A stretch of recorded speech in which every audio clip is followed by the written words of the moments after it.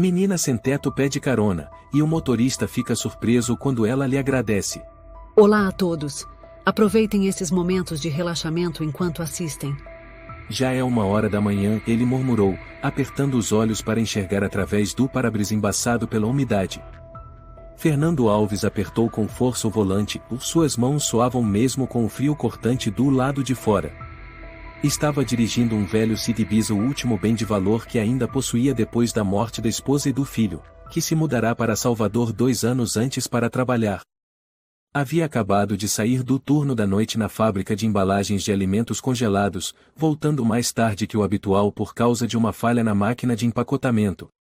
O turno estava reduzido a alguns poucos operários mais velhos tentando manter seus empregos precários.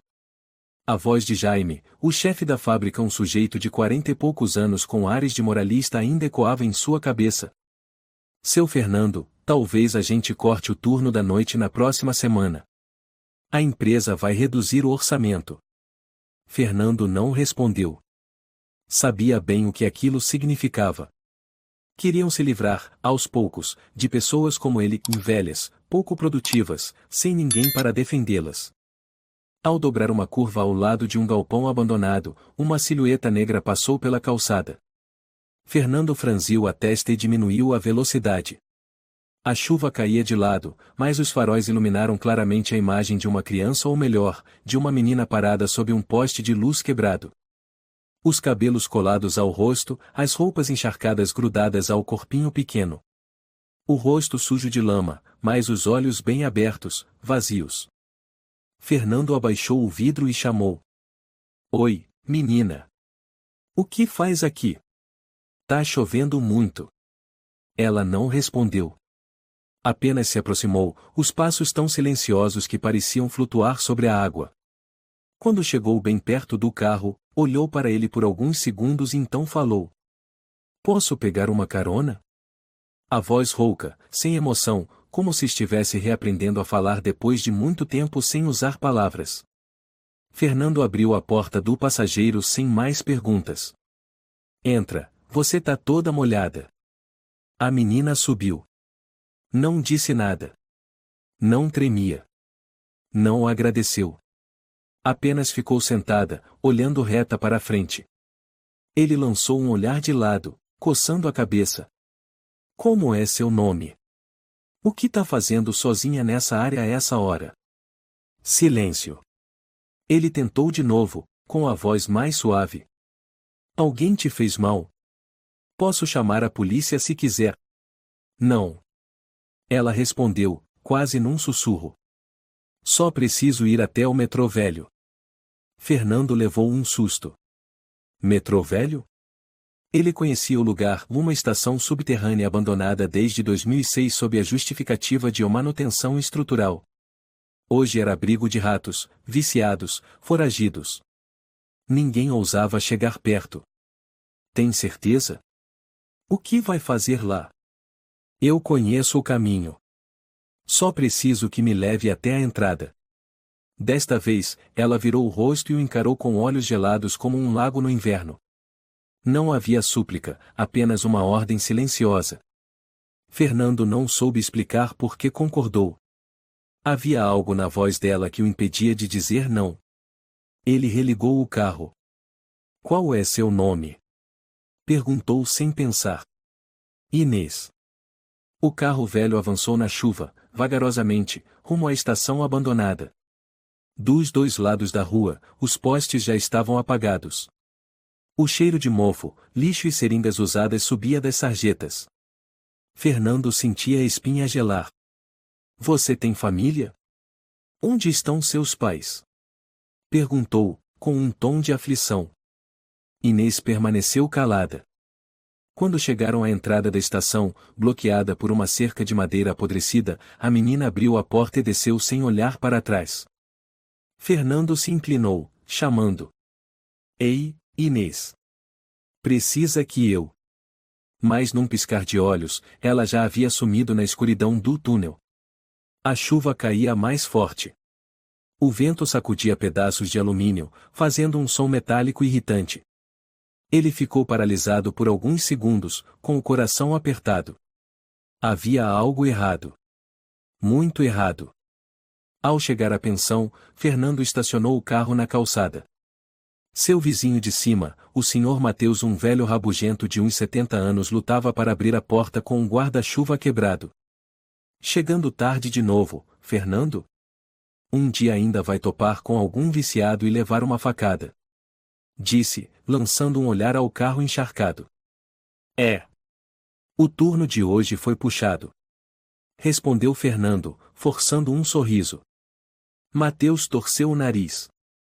Ouvi dizer que vão cortar mais gente semana que vem. Velhos como a gente não duram muito mais lá, não. Fernando não respondeu. Apenas assentiu com a cabeça e subiu em silêncio pela escada mofada. Por dentro, a imagem de Inês não saía da sua mente. Naquela noite, ele não dormiu. A chuva batia como tambores dentro do crânio. A cada vez que fechava os olhos, via novamente o olhar vazio da menina, o rosto sujo sem expressão. O telefone vibrou por volta das 3 da manhã. Uma mensagem anônima. Aquela menina é minha. Você acabou de assinar sua certidão de óbito, Fernando. Ele se sentou de um pulo. O coração disparado. Quem? Como sabiam seu nome? Sem número. Apenas aquela frase. Fria. Perturbadora. Em outro cômodo, a cerca de 10 quilômetros de Diadema, um homem de terno branco marfim assistia a uma gravação extraída de câmeras de segurança. A tela mostrava claramente o velho se parando, Inês subindo no carro. O pastor apertava a taça de vinho entre os dedos. O rosto sem rugas, mas os olhos afiados como bisturis. Um velho se atreveu a ajudá-la? Murmurou, com voz de serpente sobre mármore. Fernando Alves. Você acabou de encostar em fio de alta tensão. Ao lado dele, Júlio, um dos capangas mais fiéis, mantinha-se de cabeça baixa, as mãos cruzadas diante do corpo. O que faremos com ele, senhor? O pastor sorriu de leve e virou-se. Primeiro, vamos deixar que ele mesmo derrube sua honra. Quanto mais lento, mais doloroso. Fernando permanecia sozinho em seu quarto úmido. O vento assoviava pelas frestas da janela, arrastando consigo os lamentos do tempo. Ninguém imaginava um simples gesto de bondade para com uma menina desconhecida havia aberto os portões do inferno. E ninguém suspeitava, o mal não precisa de faca ou revólver. Basta um motivo. Diadema não era conhecida por grandes celebrações. Mas naquela manhã, a praça diante da igreja São Sebastião estava lotada. Um palco de aço improvisado exibia um fundo com a imagem de crianças sorrindo nos braços de um homem de capa branca e chapéu largo. Abaixo, lia-se: Fundação O Pastor pelo Futuro das Crianças em Situação de Rua. Ouvi dizer que ele já foi padre. Sussurrou Dona Ana, dona da farmácia próxima. Foi sim. Depois largou a igreja e virou o maior filantropo do sul de São Paulo. Um gênio. Concordou seu Marcelo, mecânico da esquina. O som do microfone ecoou. Obrigado a todos pela presença. E agora, o homem de coração generoso, pai espiritual de centenas de crianças, o senhor o pastor. Aplausos estrondosos. Um homem subiu ao palco. Terno branco creme. Cabelos grisalhos penteados para trás. Sorriso impecável. Olhos pequenos, brilhantes como aço sob óculos redondos. Ele levantou a mão. Não sou um anjo. Sou apenas um homem que esteve perdido, encontrou a luz e agora quer iluminar o caminho de quem vive na escuridão. A multidão se emocionava. As câmeras se aproximavam. A transmissão era ao vivo. Jornalistas se empurravam para tirar fotos. Fernando, em sua sala minúscula, assistia à TV, olhos fixos na tela. O pastor, murmurou, esse nome me soa familiar. Ele ainda não tinha reconhecido, o homem ali era quem havia enviado a mensagem anônima na madrugada anterior. Em um porão a cerca de 5 quilômetros do evento, uma realidade completamente distinta acontecia. Crianças magras, com mochilas nas costas, estavam sendo organizadas por dois homens de uniforme cinza, que liam uma lista de nomes. Larissa Pereira? Aqui. Respondeu uma garotinha de uns 8 anos, com voz tímida. Ok, pacote A4. Porta número 7. Move-se logo. Joana Martins? Presente. Aqueles pacotes ou eram envelopes lacrados com drogas, dinheiro vivo ou equipamentos eletrônicos contrabandeados, escondidos sob as roupas ou dentro do corpo. As estações de metrô abandonadas por toda São Paulo estavam conectadas por túneis antigos onde a polícia não alcançava. Crianças eram as ferramentas ideais e não levantavam suspeitas, não tinham documentos, ninguém as procurava.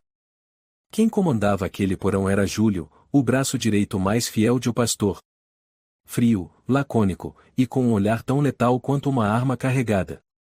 Cadê a menina Inês? Gritou Júlio. Sumiu. Respondeu um dos subordinados, cabisbaixo. Desde anteontem. Ninguém a viu. Júlio bateu com força na mesa. Sua voz era uma pedra caindo num poço. Encontrem ela.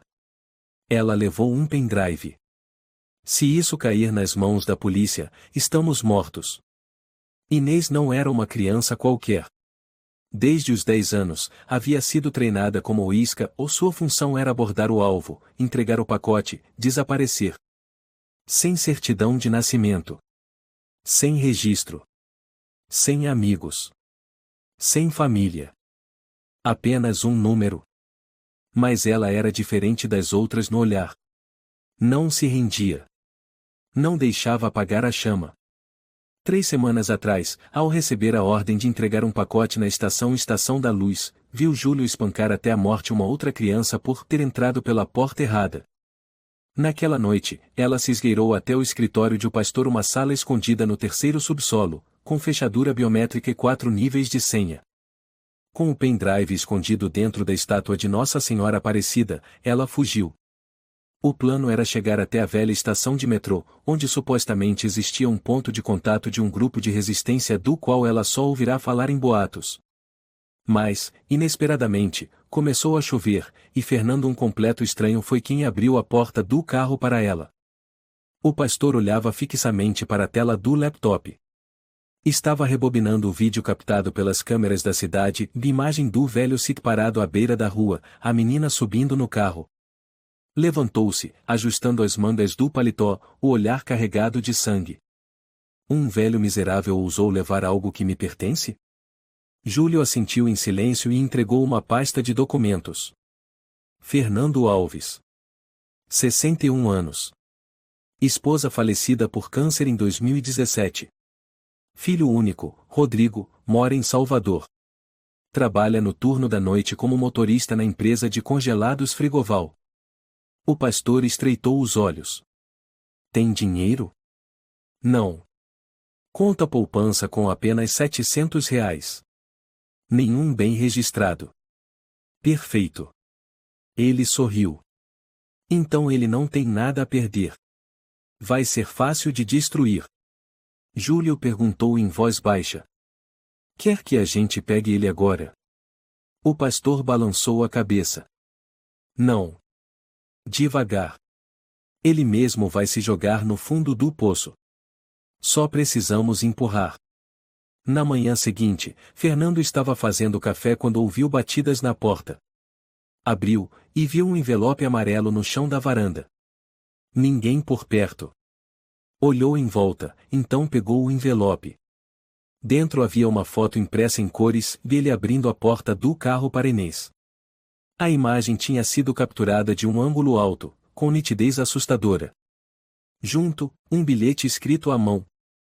R$ 20.000. 3 dias. Entrega em mãos. Proibido avisar a polícia. Fernando ficou de boca aberta. 1000 perguntas invadiram sua mente. Quem? Por quê? O que está acontecendo?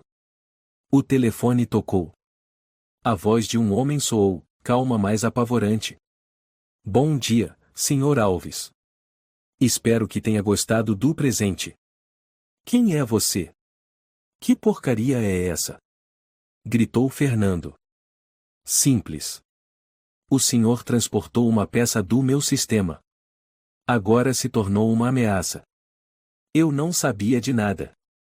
Ela estava na chuva, só isso. E o senhor achou que isso bastava para ser perdoado?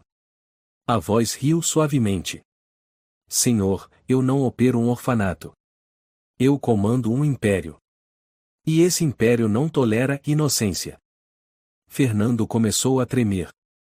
Eu não tenho dinheiro, sou um trabalhador aposentado. Então comece a vender. O carro. O relógio. A dignidade. A vida. Tudo tem um preço. Eu imploro, me deixe em paz, ele quase chorava. Silêncio por alguns segundos. Restam 71 horas. Clique. Fernando desabou na cadeira. Suor escorria como se tivesse corrido uma maratona. Suas mãos tremiam tanto que derrubou a xícara de café no chão. O pesadelo havia começado oficialmente. Em outro lugar, o pastor estava em seu escritório, erguendo uma taça de vinho. Um rato. Uma armadilha. Uma lição para quem ainda acredita que a bondade existe. Júlio perguntou. E se ele contar à polícia?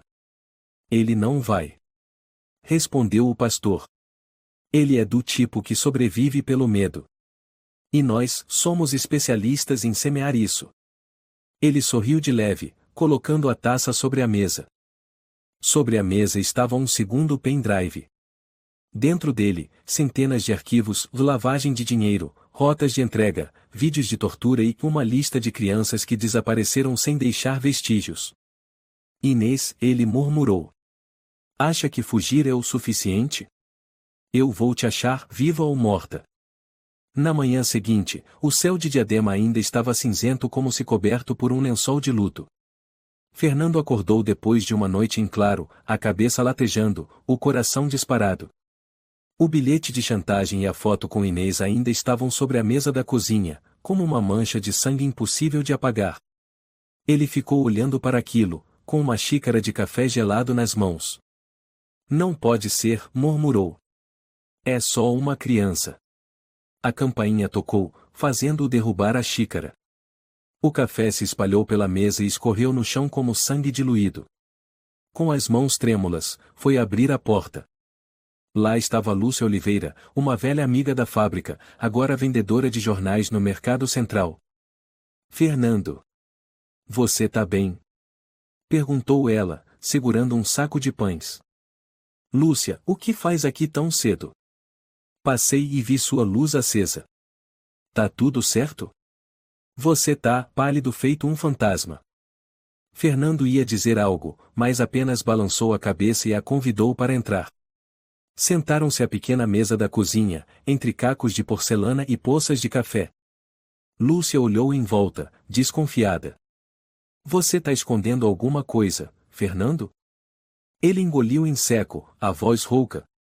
Lúcia, se alguém quisesse te incriminar, se inventassem coisas sobre você, o que faria? Eu iria direto para a delegacia. Respondeu ela sem hesitar. Fernando abaixou o olhar, em silêncio. O que fizeram com você? Ele apontou para a parede. Lúcia se levantou e viu a foto presa com taxinhas no mural, Fernando e Inês, nítidos em cada detalhe. Quem é essa menina? Eu não sei.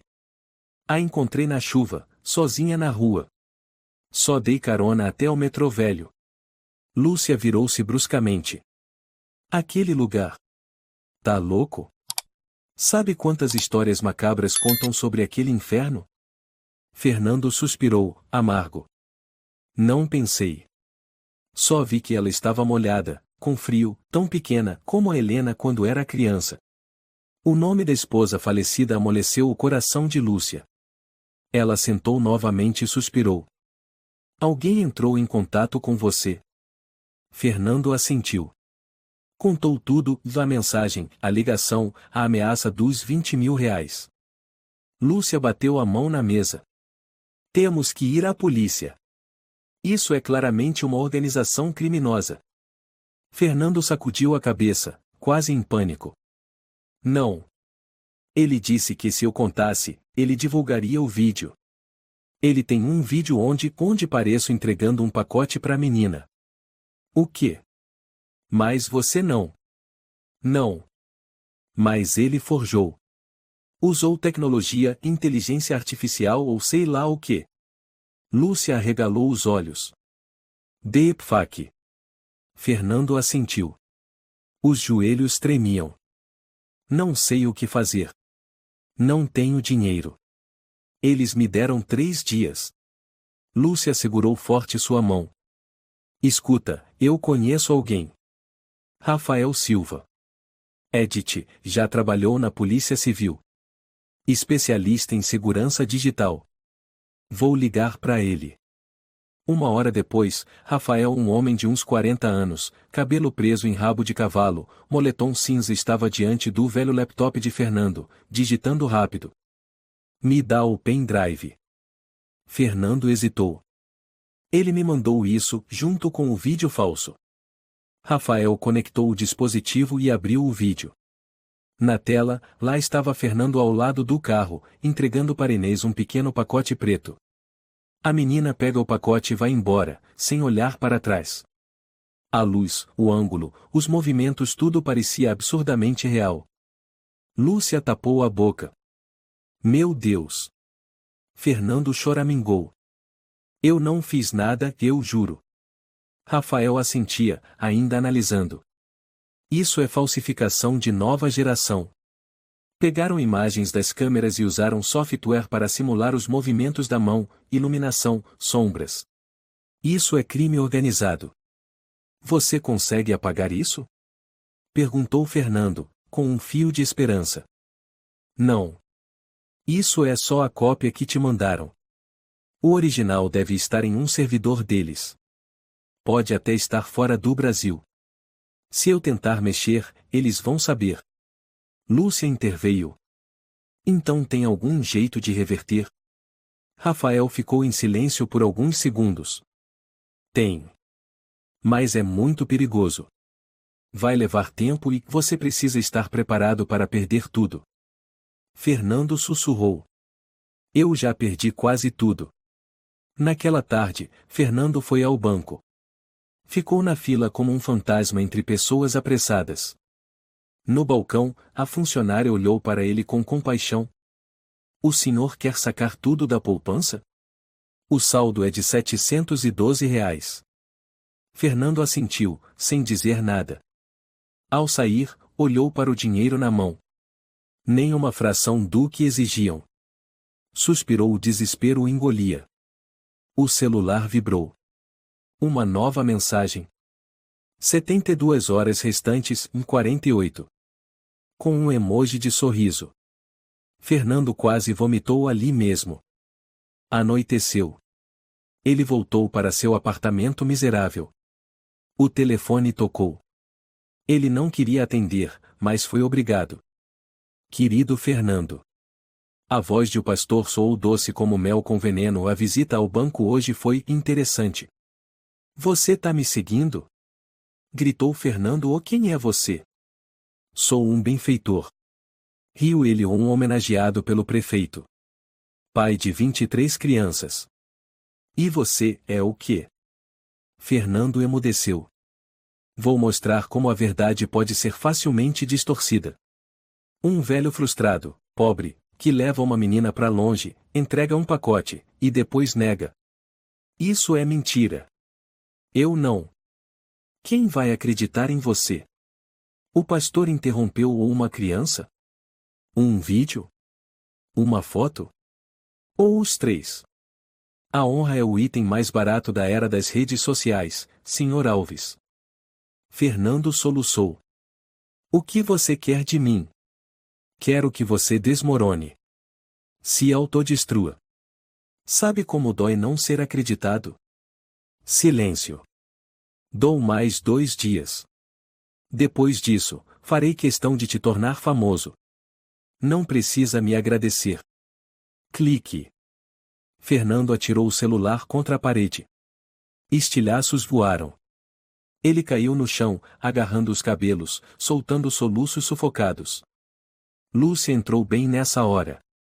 Correu até ele e o abraçou. Chega, Fernando. Não vamos deixar que eles vençam. Eu prometo. Ele ergueu o rosto. As lágrimas escorriam, mas o olhar já era outro, de raiva. No subsolo número 2, Júlio revisava a gravação da última ligação. O pastor estava ao lado, acariciando levemente a cabeça de um menino de apenas 12 anos, com um sorriso nos lábios. Ele está começando a rachar, disse Júlio. O pastor assentiu. Só precisa de mais um pouco de pressão e a rachadura vai virar um colapso. Ele se virou para a criança e sussurrou no ouvido. Você quer ser o melhor ou mensageiro de todos? O menino assentiu. Ele não sabia que acabará de assinar um contrato com o demônio. No terceiro dia, Fernando acordou com a sensação de que seu coração estava sendo esmagado por um torno de ferro. O cansaço de 3 noites sem dormir o deixava incapaz de distinguir entre sonho e realidade. Arrastou-se para fora da cama, ainda sem pentear o cabelo, quando o telefone tocou. Não era a voz do pastor. Era a voz de Jaime Lopes, gerente da fábrica Frigoval onde ele trabalhava como motorista de entregas. Fernando, venha para a empresa agora. É algo sério. O que aconteceu? Balbuciou ele, sentindo como se tivesse caído no fogo. Você sabe muito bem o que é. Jaime falou pausadamente. Traga todas as chaves dos veículos da empresa. Encontre-me na sala de recursos humanos. Fernando quase desabou. Na sala de reuniões da empresa, Jaime estava acompanhado de 2 pessoas, Marta Vasconcelos, do departamento de RH, e Ricardo, representante do sindicato. Sobre a mesa, havia um notebook já com o vídeo pausado, um clipe forjado onde Inês pegava um pacote das mãos de Fernando, em câmera lenta, de forma que era possível ver claramente o rosto de cada um. Marta foi a primeira a falar. Senhor Fernando, e este vídeo foi enviado ao e-mail geral do RH às 3 da manhã de hoje. O remetente é anônimo, mas indicou claramente que se trata de prova irrefutável. Fernando levantou as mãos, o rosto pálido como papel. Isso é uma armação. Esse vídeo é falso. Usaram tecnologia de deepfake, montaram tudo. O senhor está dizendo que toda essa cena foi criada digitalmente? Ricardo interrompeu, com tom incrédulo. Sim. Alguém está tentando me destruir. Jaime cruzou os braços e arqueou a sobrancelha. E por que alguém tentaria destruir um motorista aposentado por 3 vezes, como o senhor? Fernando gaguejou. Eu não sei. Só porque dei carona a uma menina de rua numa noite de chuva. Os 3 o encararam como se estivessem diante de um louco. Marta disse friamente. A empresa decidiu suspender o senhor por tempo indeterminado, sem remuneração, enquanto investigamos o caso. Este é o comunicado oficial. Mas, eu trabalho aqui há 14 anos. Ricardo interveio. Senhor Alves, aconselho que fique em silêncio. Se continuar negando, seremos obrigados a chamar a polícia. Fernando tremia ao olhar o documento à sua frente. A tinta preta destacava palavras cruéis, em suspenso por suspeita de envolvimento em atividades ilegais. Eu não fiz nada de errado, e vocês não entendem. Por favor, deixe a empresa. Não queremos polícia na porta, disse Jaime, com voz mecânica. Fernando se levantou. Suas mãos tremiam tanto que deixou cair o chaveiro. O som metálico ecoou na sala como um prego em um caixão. Abaixou-se para pegar as chaves e saiu do prédio em silêncio, com a cabeça baixa. Naquela tarde, o jornal sensacionalista A Voz de São Paulo o estampava em sua capa. Ex-motorista de entregas envolvido em rede de tráfico de crianças? Logo abaixo, a foto dele tirada pela câmera de segurança da empresa, Fernando Alves, cabelos brancos, rosto cansado, segurando o papel da suspensão em frente ao portão, como um fantasma na vida real. Lúcia bateu com o jornal na mesa. Eles estão jogando tão sujo assim? Quem mandou isso para a imprensa? Fernando estava atônito, olhando para o nada. tudo e desmoronou. Lúcia pegou o celular e ligou várias vezes para Rafael. Do outro lado, ouviu-se a voz grave e familiar. Eu vi. A notícia já se espalhou por todos os fóruns. Alguns comentários estão pedindo para enforcar ele em praça pública. Você pode fazer alguma coisa? Gritou Lúcia. Vão matar ele. Estou rastreando o IP do e-mail que enviaram para a empresa. Mas usaram uma rede de proxy no Paraguai, com criptografia em camadas. Eu preciso de tempo. Lúcia gritou. A gente não tem mais tempo. Fernando murmurou. Também não tenho mais nada a perder. Naquela noite, ao ir ao mercadinho perto de casa para comprar alguns pacotes de miojo, Fernando sentiu a mudança no ar. Dona Teresa, a balconista que sempre perguntava sobre os problemas de reumatismo dele, não olhou. Quando chegou sua vez na fila, ela mantinha os olhos na tela do computador. Me dá 2 pacotes de ramen e... Acabou, ela o interrompeu, sem olhá-lo. Eu vi que ainda tem alguns ali embaixo. Eu disse que acabou. Ela gritou, e fez um gesto com o queixo em direção à porta. Vai comprar em outro lugar. Fernando ficou paralisado. Atrás dele, um homem sussurrou. É o cara da notícia. Que nojo. Uma mulher balançou a cabeça. Aposto que ele seduziu a menina. Fernando largou a cestinha e saiu em silêncio do mercado.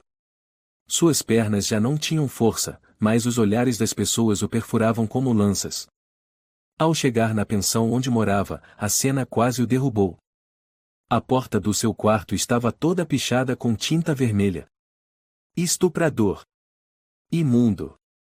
No chão, um saco de lixo rasgado, coberto de moscas. E pregado na porta com um punhal, um bilhete rabiscado.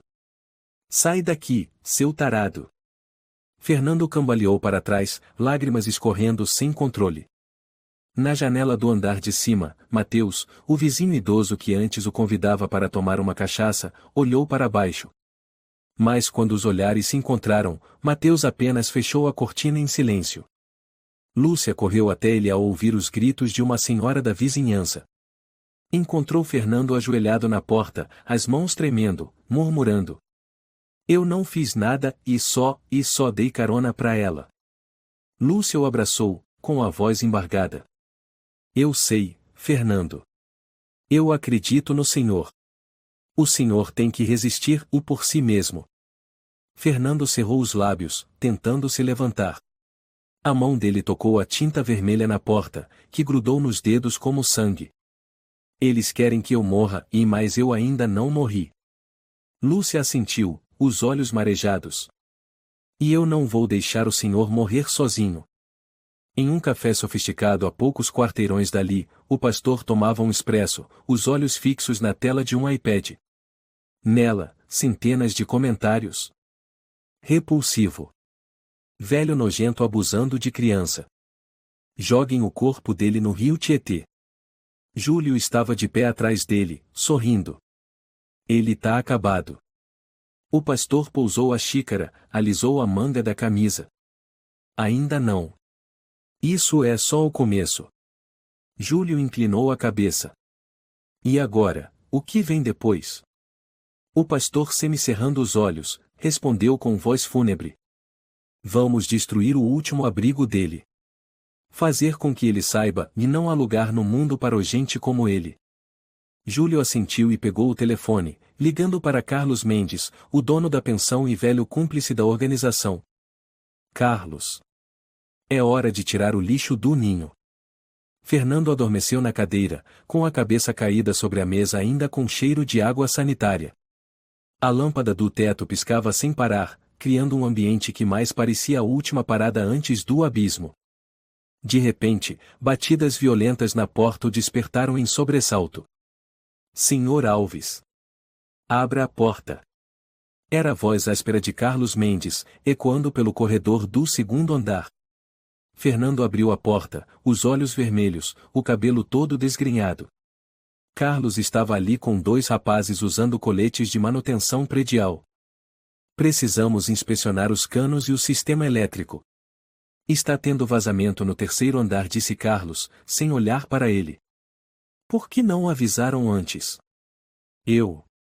Fernando tentou argumentar, mas Carlos o cortou. Não tenho obrigação de avisar. O seu contrato é do tipo básico, entendeu? Fernando recuou, permitindo a entrada dos homens. Os dois abriram o quadro elétrico da sala, bateram nas paredes, e desligaram o disjuntor. O que é isso? Que diabos vocês estão fazendo? Gritou Fernando, desesperado. Vazamento perigoso. Vamos cortar a água e a luz por 3 dias para consertar, disse um deles, girando a válvula principal. Carlos se aproximou e bateu no ombro de Fernando como se fosse um tapa. Nesse meio tempo, o senhor deveria procurar outro lugar. Este apartamento está inabitável. Inabitável? Eu moro aqui há mais de 6 anos, nunca. Carlos abaixou o tom, mas com um olhar ameaçador. Recebemos algumas queixas e de vizinhos sobre comportamentos impróprios com menores. Fernando ficou paralisado. O senhor deveria ter vergonha, Alves. Não me obrigue a chamar a polícia civil para o ajudar. Os 2 rapazes pegaram um saco preto grande, enfiaram todas as roupas dele dentro e amarraram como lixo. Lúcia chegou na porta bem a tempo de presenciar a cena. Ela avançou. Carlos. Você não pode fazer isso. É assim que trata um ser humano ou um pedaço de lixo? Carlos deu de ombros. Estamos protegendo a comunidade. Ninguém quer seus filhos perto de um doente. Lúcia quis reagir, mas Fernando segurou seu braço, os olhos cheios de dor. Não tem problema e deixa eles fazerem. Ela o encarou, sem conseguir dizer nada. Fernando teve que se abrigar temporariamente em um quartinho velho perto da estação Brás, numa área destinada a operários de curta duração. O cheiro de mofo misturado com sabão barato lhe causava náusea toda vez que acordava. Naquela noite, enquanto ele estava deitado sobre o colchão fino, ouviu-se uma batida na porta. Fernando abriu, mas não havia ninguém. Apenas uma sacola plástica pendurada na maçaneta. Dentro, um rato morto, com o rabo cortado. Nas costas dele, um bilhete manuscrito colado. Vocês são iguais. Fernando caiu sentado, ofegante, com as mãos tremendo. Não teve coragem de gritar, nem de chamar por ajuda.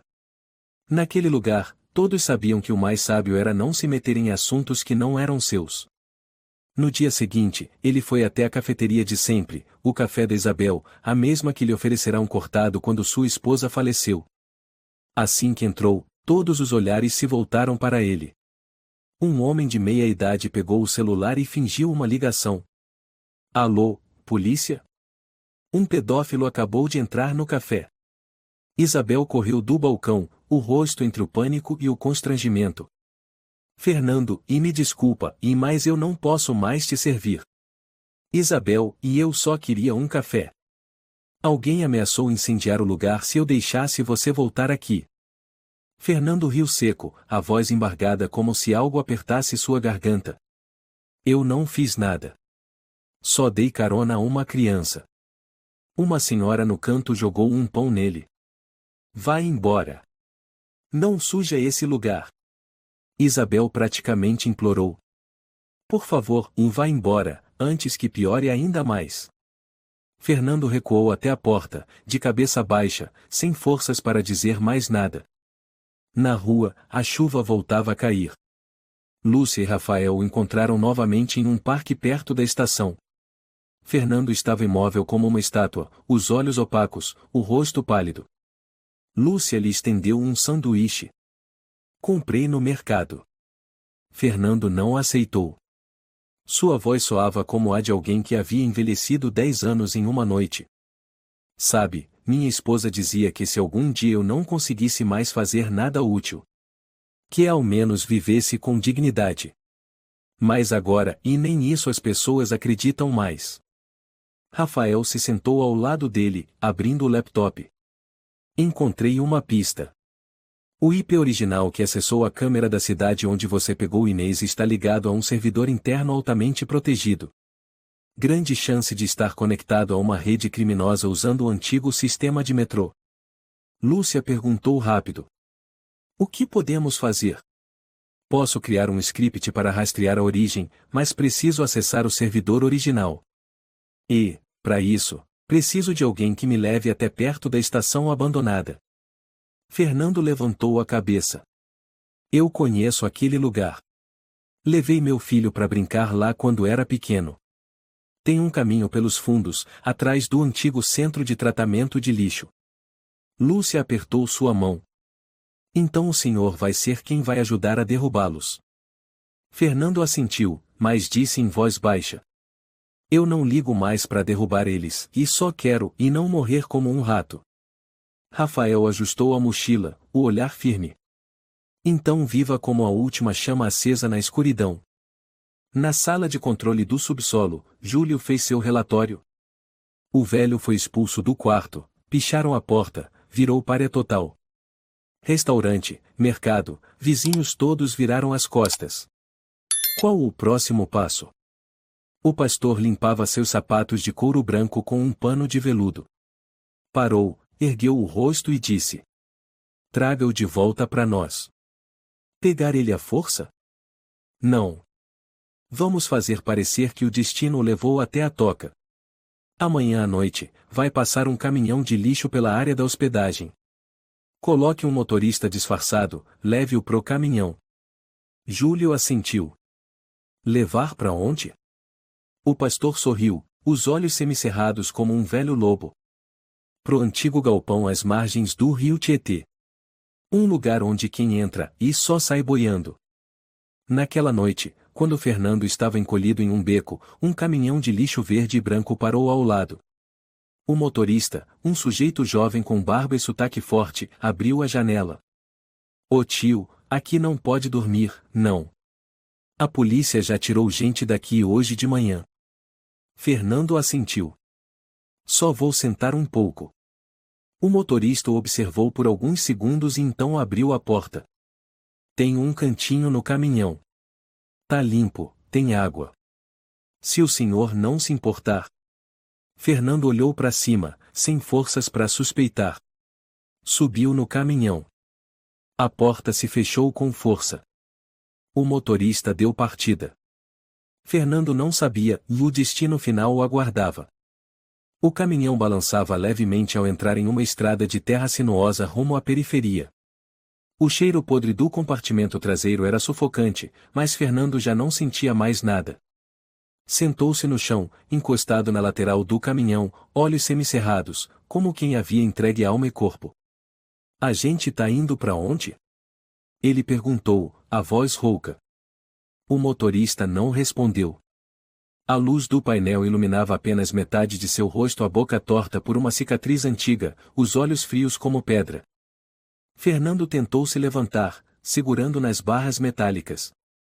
Eu perguntei, para onde estamos indo? De repente, um braço grosso como um tronco surgiu do banco do carona e bateu com força na nuca dele. Dorme, velho, disse a voz grave de Júlio antes que tudo escurecesse. Fernando acordou em um espaço completamente escuro, frio e silencioso de forma assustadora. Suas mãos estavam amarradas para trás com braçadeiras de plástico bem apertadas, os tornozelos presos a um tubo de metal. O chão era de cimento úmido, o cheiro de sangue seco e mofo se misturava como o próprio cheiro da morte. A luz do teto se acendeu. A claridade forte o fez apertar os olhos. Na sua frente estavam Júlio e outro homem, Tiago Barbosa careca, com a palavra o silencio tatuada no braço, fumando um charuto cubano. Júlio se abaixou, sorrindo com desprezo. Bem-vindo ao rio Tietê, Fernando. Onde as almas descobrem que já não têm mais valor. Fernando se debateu. Quem são vocês? Por que estão fazendo isso comigo? Tiago bufou e soprou fumaça no rosto dele. Porque você é burro. Júlio riu alto. Não, e é porque você é bondoso. E neste mundo, bondade é sentença de morte. Fernando gritou. Eu não fiz nada de errado. Só dei carona a uma criança. Ah, a criança, o Júlio interrompeu, com os olhos escurecendo, era traidora. Um ratinho esperto. E você, e foi a porta por onde ela escapou. Tiago tirou uma filmadora da mochila e a posicionou em um tripé.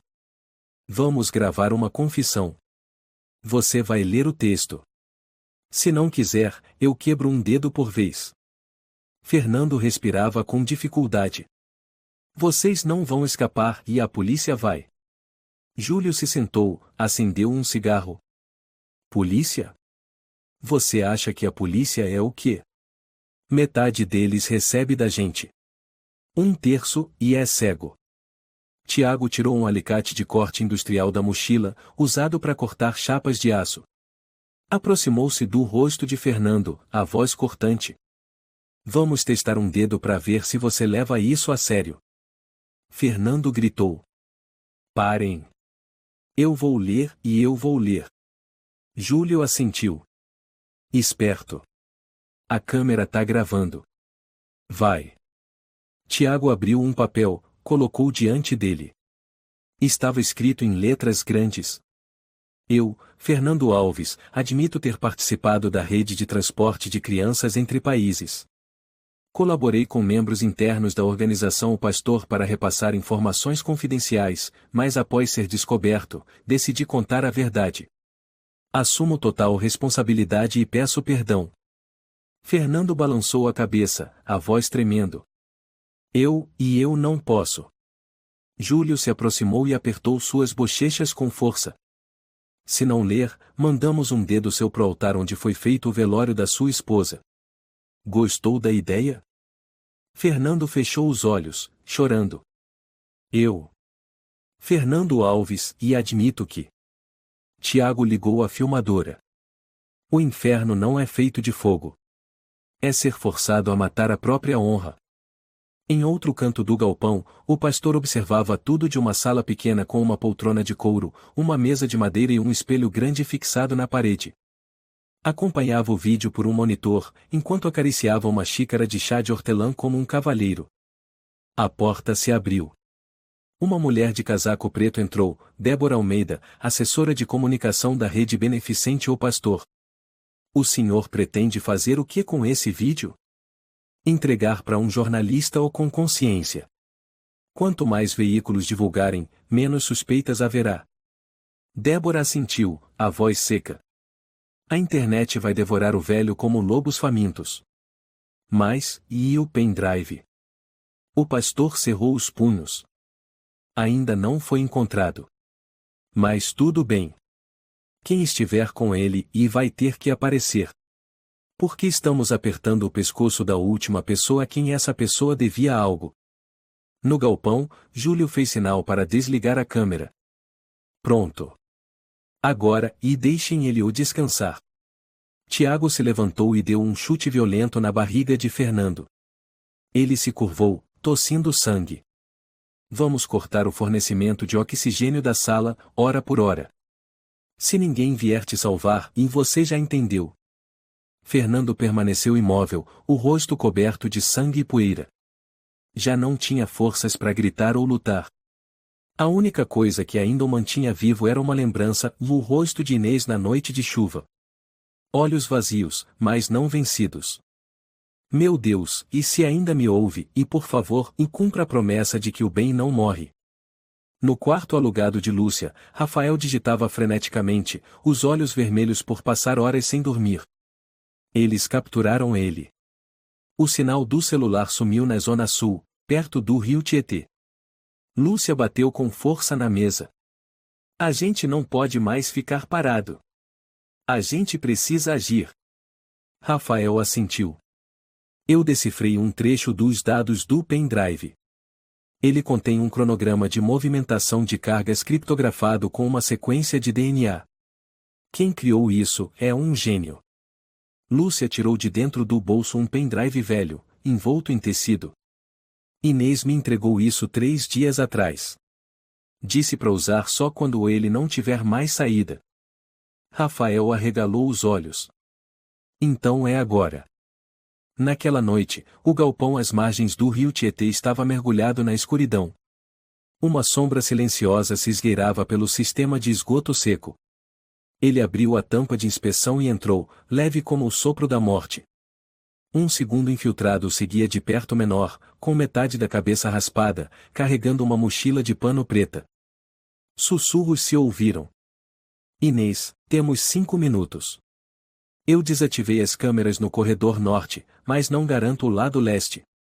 Inês apertou os punhos, a voz rouca. Ele ainda está vivo. Eu sinto. Na escuridão do galpão, Fernando murmurava. Helena, e me perdoa por não ter cumprido, e eu prometi viver com dignidade. Um ruído leve se fez ouvir. Muito sutil. Como o som do vento passando pela fresta da porta. Fernando abriu os olhos.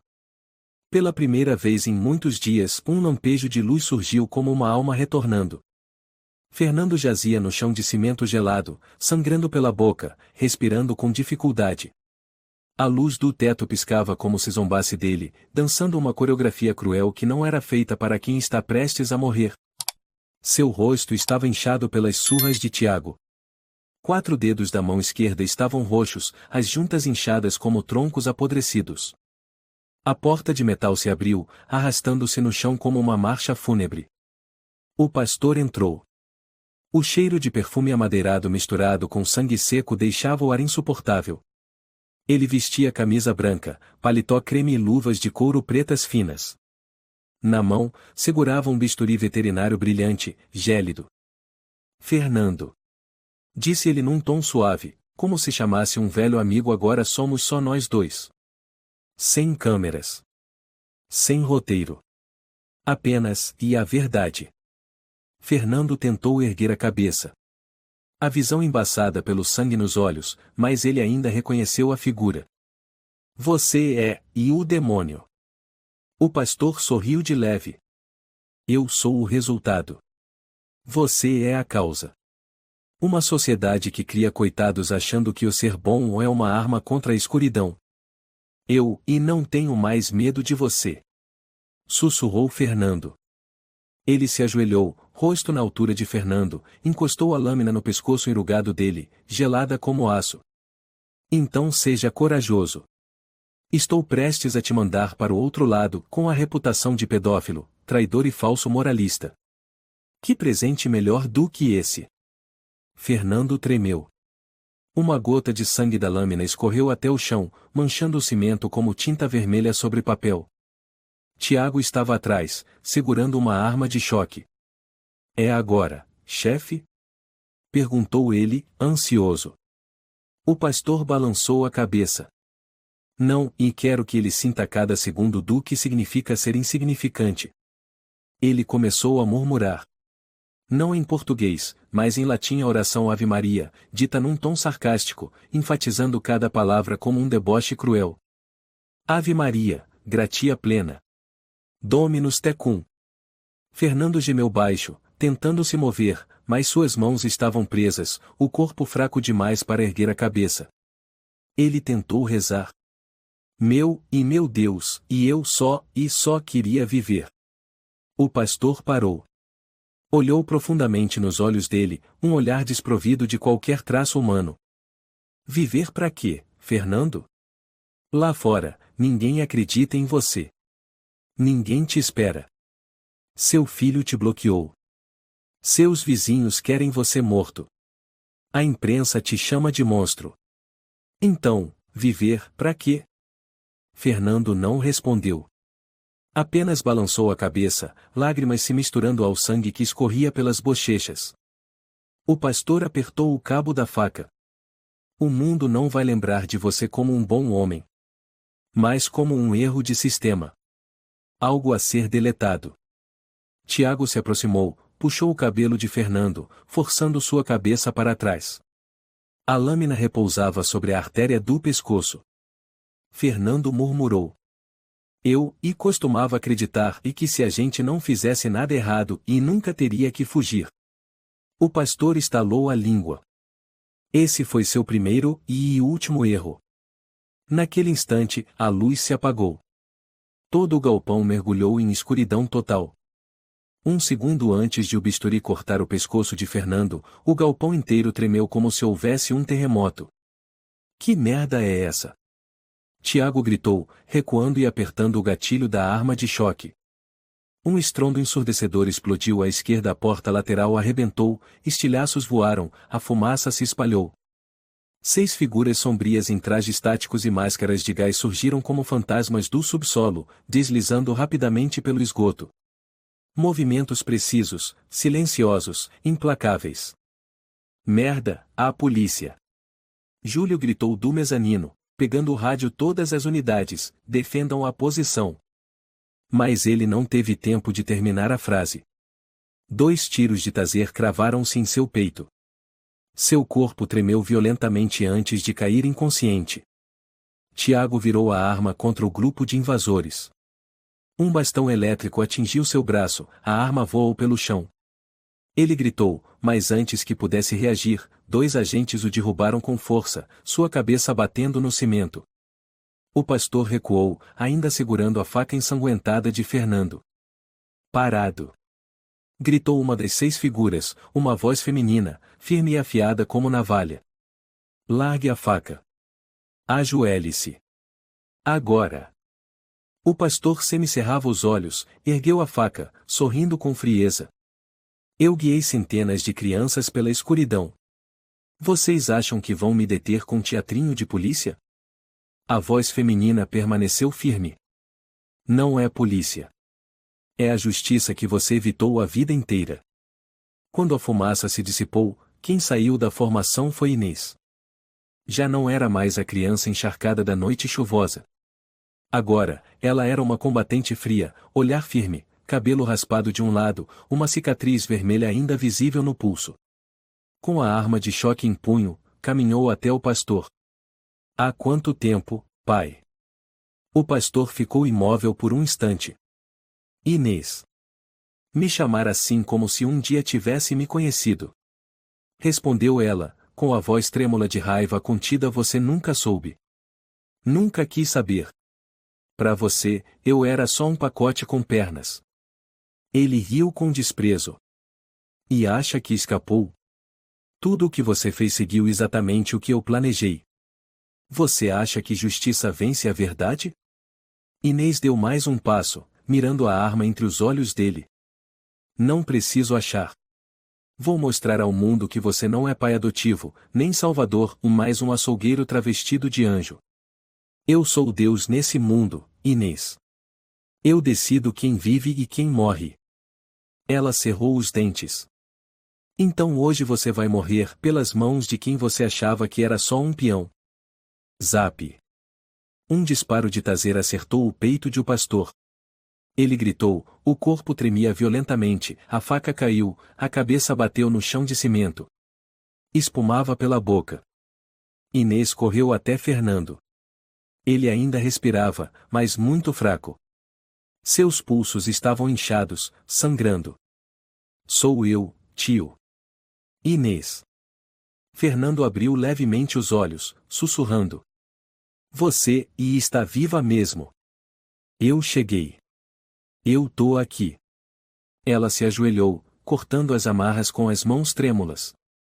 Fernando murmurou, quase sem forças. Achei que era o fim. Inês chorou, segurando sua mão. Não, e o senhor vai viver. Eu prometo. Atrás dela, um agente assentiu, colocando Fernando nos ombros e levando-o pela saída do esgoto. Os outros 5 mantinham os capangas presos. Inês se virou para o comandante Antônio Ribeiro, homem de cerca de 40 anos, pele parda, ex-agente especial. Temos todo o equipamento? Antônio respondeu.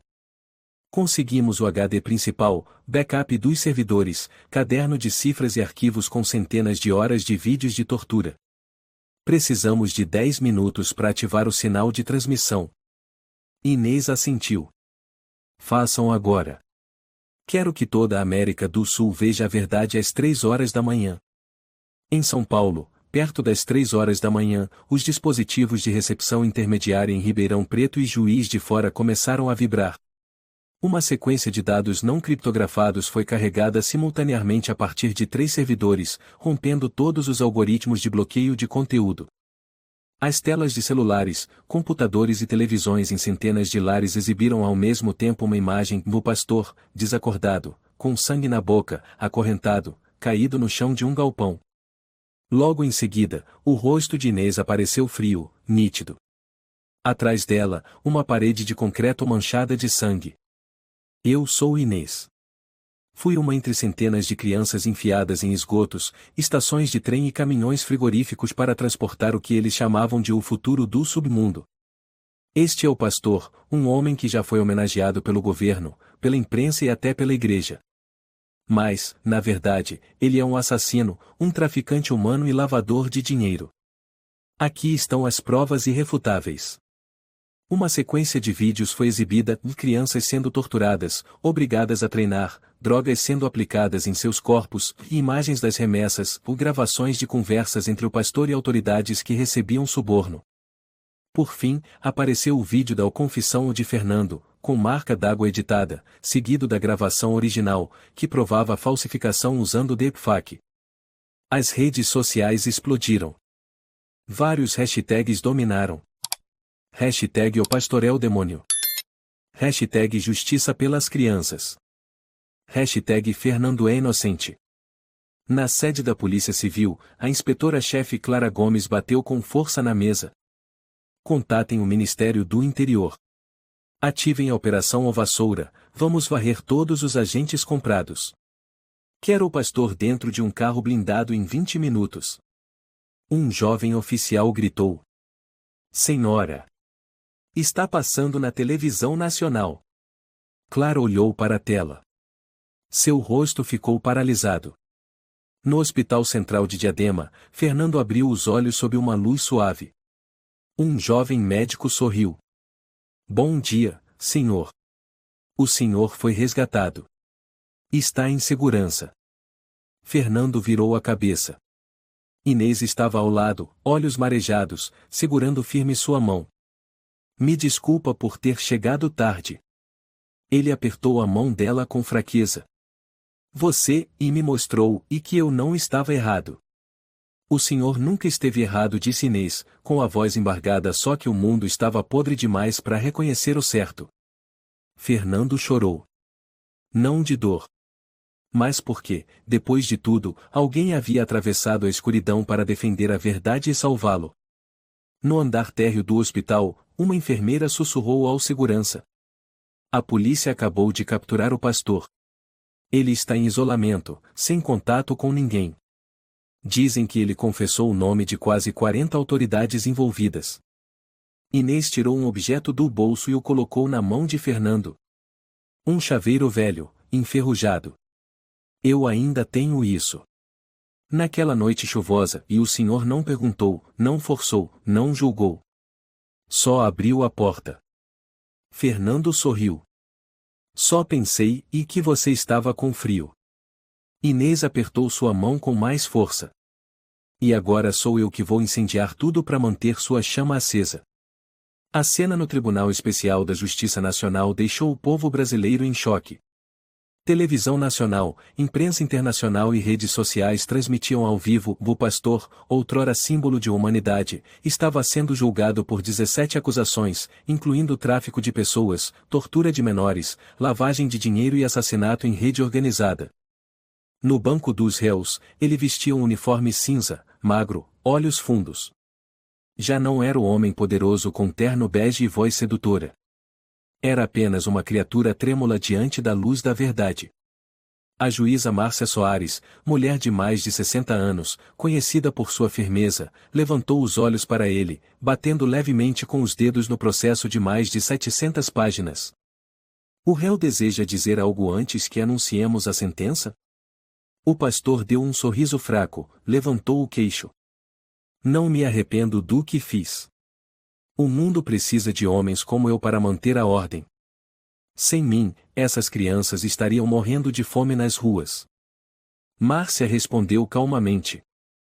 Não. Sem você, centenas de crianças não teriam morrido nas sombras. Não teriam sido esmagadas pela violência. E não teriam virado ferramentas de pesadelos. O Senhor morrerá em silêncio. E desta vez, o mundo verá quem o Senhor realmente é. Nas cadeiras do público, Inês sentava-se ereta, mãos cerradas. Fernando, ao lado dela, usava uma camisa branca e um blazer preto dado por Lúcia. Seu olhar era calmo, mas cheio de emoção. O porta-voz do tribunal anunciou: o pastor, nome verdadeiro João Rocha, é condenado à prisão perpétua sem possibilidade de indulto. Seus bens estão confiscados de forma definitiva, e toda a sua rede de caridade foi dissolvida. A identidade de todas as vítimas foi restaurada, e a honra de cada um dos inocentes foi publicamente reconhecida. Um aplauso discreto ecoou no salão. Ninguém tentou impedir. Naquela noite, em uma pequena sala da sede do grupo de resistência, Rafael colocou o último pendrive sobre a mesa. Apagamos todos os backups. Não restou nenhum dado que a imprensa possa usar contra o passado de Inês. Você pode começar uma vida nova. Inês balançou a cabeça, firme. Não quero viver como uma nova pessoa. Quero viver como eu mesma. Aquela que foi enterrada viva e mais voltou para libertar os outros. Lúcia, sentada ao lado de Fernando, tinha os olhos brilhando. Podemos construir um lugar onde crianças sejam verdadeiramente protegidas. Onde não sejam mais jogadas em esgotos e chamadas de meios de transporte. Fernando sorriu levemente. Vamos chamar esse lugar de Chama. Porque foram as crianças vistas como cinzas que reacenderam a primeira luz. Inês parou por um segundo. Depois assentiu. Chama. Eu gosto desse nome. Um mês depois. Fernando estava em pé diante do túmulo da esposa. No cemitério da periferia de Grajaú, o céu estava nublado. Usava um casaco de lã cinza e segurava um buquê de crisântemos brancos.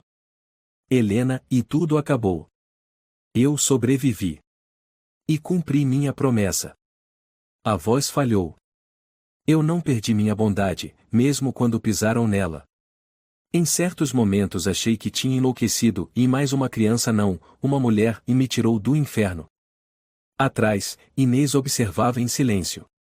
Quando ele se virou, ela falou baixo. Eu não sou um anjo. Também fiz coisas horríveis quando era o Isca. Mas foi por causa do Senhor que tive coragem de trair eles. Fernando segurou a mão dela. Você não traiu. Você voltou. Inês tirou um pequeno embrulho de tecido de seda do bolso. Quero devolver isso ao Senhor. Nunca deveria ter ficado comigo tanto tempo. Ele abriu, viram um relógio de pulso quebrado, o vidro rachado, os ponteiros parados às 1h27. Isso é, e o relógio da minha esposa. Inês assentiu. Naquela noite de chuva, e quando desci do carro, encontrei isso no chão. Guardei porque, e era a única coisa que parecia quente. Fernando olhou para o relógio, os olhos marejados. Obrigado. Não só por ter guardado, e mais por ter guardado também minha humanidade. Na sede nova da Chama, um pequeno grupo se reunia. Na parede, um quadro branco dizia: ninguém nasce para ser apagado deste mundo. Lúcia ensinava a 3 crianças recém-resgatadas. Nós não somos vítimas. Somos testemunhas. E o dever de quem sobrevive não é esquecer, mas contar. Rafael ajustava o sistema de segurança, e disse a Inês: enviei o projeto à ONU. Ele foi aceito como parte da rede de monitoramento de violações de direitos humanos na América do Sul. Inês suspirou aliviada. Ótimo. Agora vamos começar do zero e ensinar às crianças que o silêncio nunca é um abrigo seguro. Fernando entrou com uma caixa de papelão. O que é isso? Lúcia perguntou. Arquivos de vítimas sem nome. Pessoas desaparecidas na era do pastor. Eu me ofereci para cuidar do arquivo. Se puderem confiar em mim mais uma vez, e quero ser útil. Inês olhou para ele e sorriu. O senhor sempre foi útil. Não por experiência ou papéis, e mais porque esteve no lugar mais fundo. E voltou. Fernando riu. Eu voltei, e porque alguém me puxou de volta. Na cela de segurança máxima. O pastor estava sentado em silêncio. Olhar vazio, cabelos totalmente brancos. Todos os dias em confinamento solitário. Nenhuma conversa. Nenhuma luz do sol. Paredes brancas sem janelas. Um dia, o guarda lhe entregou uma carta sem remetente. Ele a abriu. Dentro, apenas uma frase. Às vezes, um carro velho numa estrada chuvosa é suficiente para derrubar um império. Porque o mundo não pertence aos fortes, mas aos que param. Sem nome. Sem assinatura. O pastor amassou o papel. Ele entendeu, sua derrota não veio de balas, nem leis. Mas de algo que julgava extinto, da bondade que não precisa de explicação. 1 ano depois. Fernando caminhava no pátio da chama, onde desenhos das crianças penduravam nas paredes. Uma garotinha correu até ele. Tio Fernando, desenhei o senhor. Ele se abaixou para ver um velhinho de cabelos brancos segurando um guarda-chuva na chuva, protegendo uma menininha. Está lindo. Disse ele, com voz embargada. Qual é o nome do desenho? O estranho que não perguntou, mas abriu a porta. Fernando a abraçou. Neste mundo, há portas que não servem para passar, mas para trazer alguém de volta. A história de Fernando Alves nos mostra. A bondade nunca é inútil, mesmo quando é pisoteada ou mal interpretada. Num mundo de caos, onde a mentira e o poder distorcem a verdade, um simples ato como dar carona ainda pode salvar uma vida e reacender a esperança. A bondade não precisa de defesa. Ela é, por si só, a prova mais forte. E, às vezes, a pessoa que a sociedade rejeita é a última que impede a humanidade de cair no abismo. Se você gostou desta história, convidamos você a dar um like e se inscrever em nosso canal. Seu apoio nos motiva a continuar trazendo histórias comoventes quase todos os dias. Estamos muito agradecidos pelo seu apoio. Até breve.